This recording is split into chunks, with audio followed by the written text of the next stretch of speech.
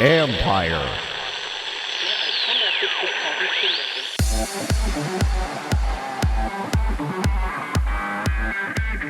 Does the big screen still have a big future? When they want to watch a certain type of programming, something that's longer form, a movie, an episode or a TV show with better animation, I naturally see them gravitate towards the larger screens in the house. That's John Cohen, Senior Vice President of Business Development and Distribution at Frequency, where they believe there is space on a couch to look up from the phone. This is the Future Sport Podcast. I'm Bram Weinstein.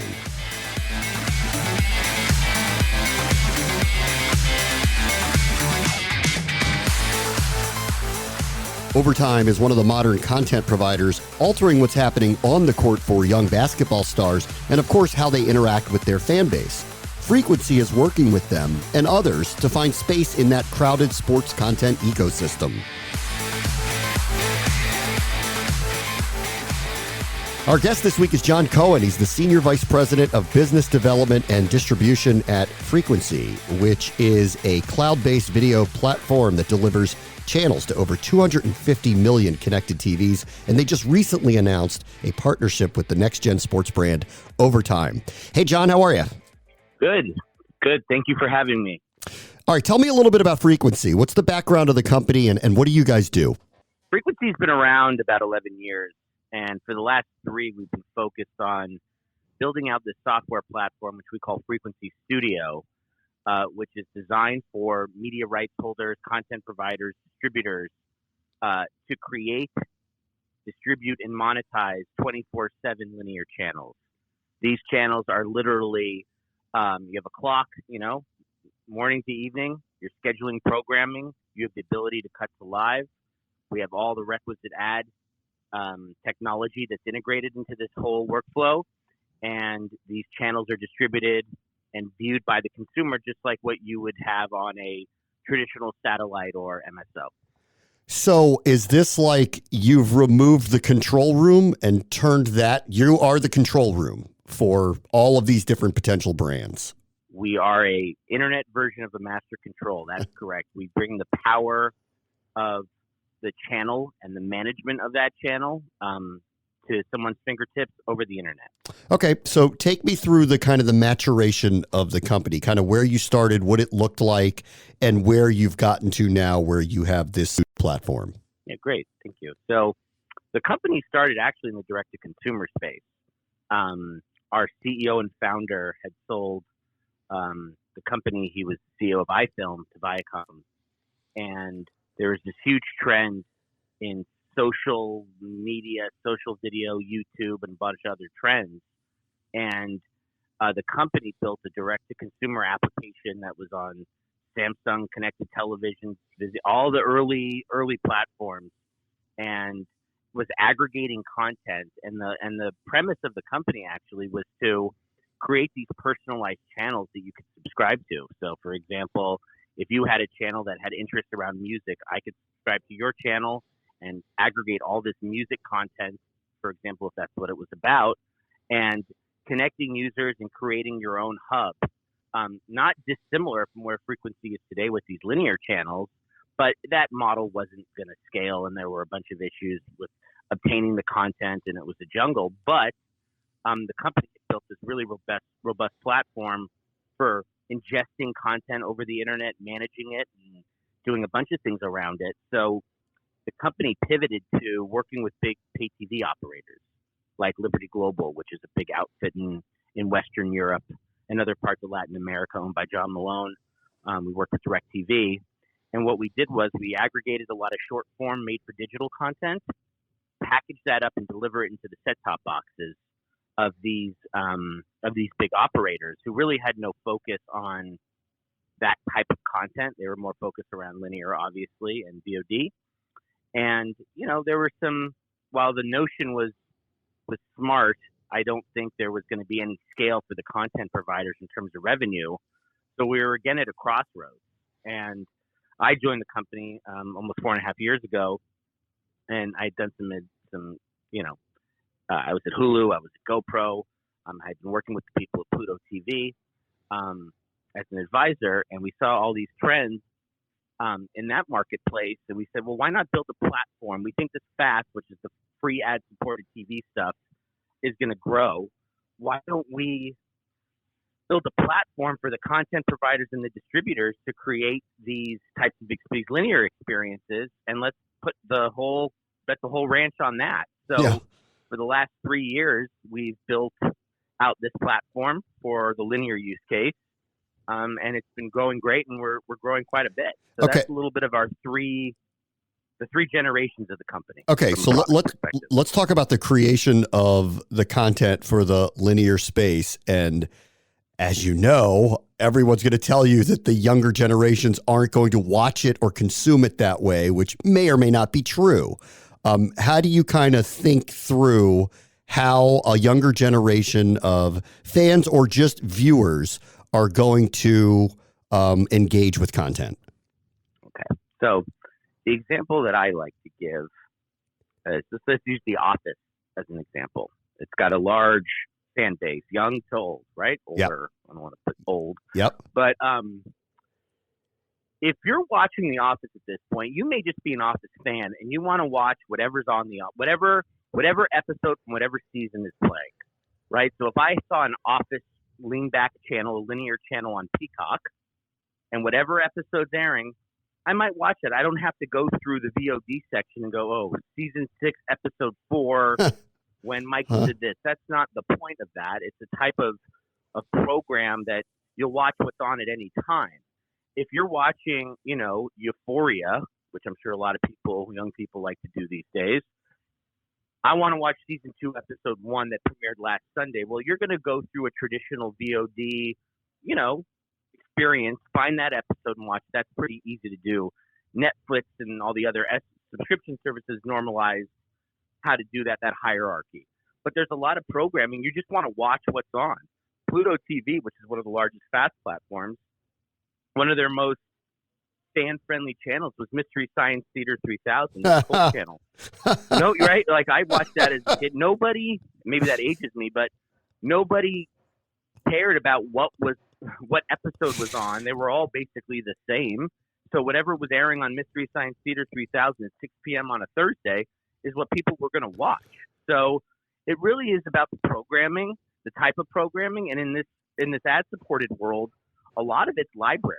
Right, a lot of it's library, so it's not current. So there's the element of just tuning in to whatever's being played. So, and as these platforms get larger with their reach and exclusive programming and other things, younger audiences, I believe, will start to understand that. Now, whether they love ads, that's a whole nother podcast we could have. But the experience will be front and center for them. Mystery Science Theater was ahead of its time. It was Twitter personified in a television show. Way, way, way ahead of its time. It was a great show. And they're still making money off of it. I bet they are. It was a genius television program. It was. Okay. All right. Then how about the other part of it, which is, and you hear this a million times, but young people aren't going to watch TV. They're going to look at everything on their phone. How do you kind of think through that in the future of content production? I have 2 young daughters, and, the smaller screen is certainly the primary screen. When they want to watch Disney Plus movie Encanto, they get in front of the living room. They get in front of the television.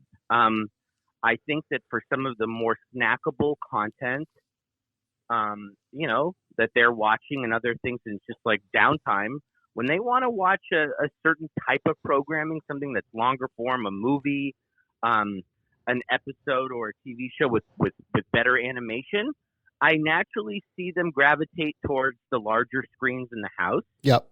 And when they're going to be doing that, right, with their, they're not quite sports fans yet where they're tuning into anything, but that audience is certainly going to be going into the larger screens, and then they're going to discover all the adjacent services that they already know and love, whether it's Netflix or HBO or Amazon, Hulu, and then the free ad-supported services, which are going to be there. So, and I mean, just look at YouTube. YouTube's growth in connected TV is one of the fastest growing segments of YouTube's monetization and audience. and there's a huge commitment from them to be on CTV. And I think it's directly related to younger audiences shifting their engagement or adding additional engagement beyond the smaller screen. So what you're basically saying is, because everyone seems to think that everything is going to smaller and smaller screens that are sitting in your pocket, you're suggesting that that's a false narrative, that all size screens will still matter. Yes, they will definitely still matter. Listen, with COVID and shifting to the shift to school and into the home, sure. Everybody's gotten more comfortable on smaller screens, and that will continue to be a trend. There will be no shortages of iPhones and iPads and other smaller form factors, but content will still be distributed at scale on the TVs, and I believe there will always be types of programming that will have a very large audience for all generations in the living room on the larger television. Let's talk about the partnership with Overtime. What are you doing with them? Overtime, obviously has built up a massive audience, produced a lot of content. They aggregate a lot of content. They have a league now that they're running. And Overtime made a commitment to getting into the free ad-supported TV space, creating a channel. And we are partnering with Overtime to create that channel and help them get it out in front of consumers all across the distribution spectrum. And they're an interesting test case of everything that we've just talked about here. Really, they started creating snackable, really mobile-first content to building out what appears to be longer form, don't you want to watch the game on the big screen type material, right? Yep. Yeah, they have the belief, and I agree with their hypothesis, that their audience, which are a loyal audience and a coveted audience, will follow them to where their content is being distributed, regardless of the size or the format. They can message to that audience through their huge social audience. They watch the Overtime linear channel here. And I think that there's a good, healthy amount of those users which have access to those devices, which will go follow them. And I think if you really look at it from the macro industry perspective, advertisers, they're used to spending money on Google, of course, and all over social media, and they put their dollars behind that content. But they're also trying to recreate spending their media against TV. And TV happens on television, right? That's still there's this old school methodology, but you get longer audience engagement. There's a lot of core metrics and value around those eyeballs on television. So the fact that Overtime can now talk to their advertisers and those who purchase media and talk about this program 20 channel that's basically akin to what a cable channel is, and start selling those impressions and that audience, I believe will be very valuable to Overtime's growth from a revenue perspective. That's a really interesting kind of broader picture thing too, because as you know, the running theories are you have to go where the viewers are and you have to find them. Overtime and some others are suggesting they'll actually come to us even if we go somewhere else. We don't have to go to TikTok to find them, or YouTube or Instagram or wherever. Once we build that audience and we say, come over here with us, they will. Do you think that's an accurate perception of brands? Yeah, absolutely. I think the commitment that Overtime has made to developing a relationship with an audience in a very authentic way, in the genres that they focus on, them leveraging that audience and the trust that they have, and being able to say, here's a new channel, here's a new format from us, come see it. I think they've earned that trust, and it's really up to Overtime and its partners to put their best effort forward and continue using an authentic voice, being and curating the content, putting and learning about what the audience wants to see. You'll have different trends, right? Like, are you going to have a primetime block now on your linear channel as opposed to when you're on social media? It's really about a race to getting all the content published in a timely fashion and doing everything else Here, it's just a different programming mentality for whatever audience, and they're also going to pick up new audience. There may be a certain segment of the population that has an interest in this content that maybe isn't phone first, social media first, and sees Overtime, and they're going to watch Overtime on their TVs and maybe not be as engaged on the phone. So I think it's a virtuous cycle all the way around. Yeah, it's interesting because I think for a while there, it always was the brand, but there were a limited amount of platforms where the brands could be. Now there's these unlimited amount of options and platforms, for lack of a better word, and everyone seemed to think, well, you better find the people that are on the platforms. You're saying it might be reversing course a little bit here, that the brand will hold the power over whichever platform they end up on. And in most cases, they'll be on a lot of them. Yeah, absolutely. I think that the internet has democratized the distribution of content, right? And you've got different models, whether it's ad-supported, subscription, and everything else.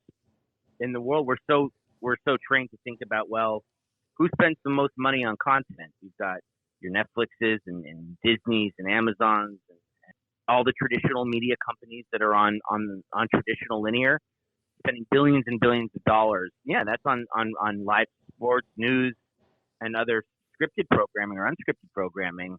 But now you've got this whole generation of digital first brands that really know how to build audience. And what do the media companies do? How many times have media companies tried to acquire or have acquired internet friendly brands because they're trying to get younger, or they're trying to learn how to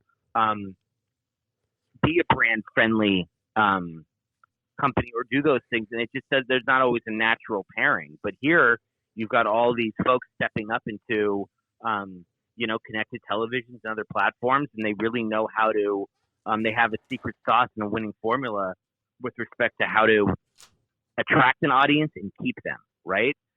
Customer acquisition and retention are two of the hardest and most expensive things to do in the content distribution space. And these folks have been doing it on the internet, which is really, really competitive. Yeah, it's really interesting. John Cohen is the Senior Vice President, Business Development and Distribution at Frequency. Thank you for joining us. Thank you for having me. On the next Future Sport podcast, we'll get a closer look at how teams work with providers to capture more of their market share. From the very beginning, that was one of the things that was most intriguing to us about esports, is it's essentially the first digital first, sports that's come about, where everything else in the past has been linear. So I think that's the big difference between the generations. And Rick touched on the delivery that you can give for these generations, these younger generations in particular. Expect all the content and information to be there at their fingertips when they want it, where they want it. They also expect how they want it. So I think, to Rick's point earlier, personalization is also a big part of this. That's Grant Hastings, Senior Vice President at Monumental Sports and Entertainment. He'll join video streaming platform ViewLift and their CEO, Rick Allen, to discuss the modern content plays. That will do it for this episode. As always, the future is now. This is the Future Sport Podcast. I'm Bram Weinstein.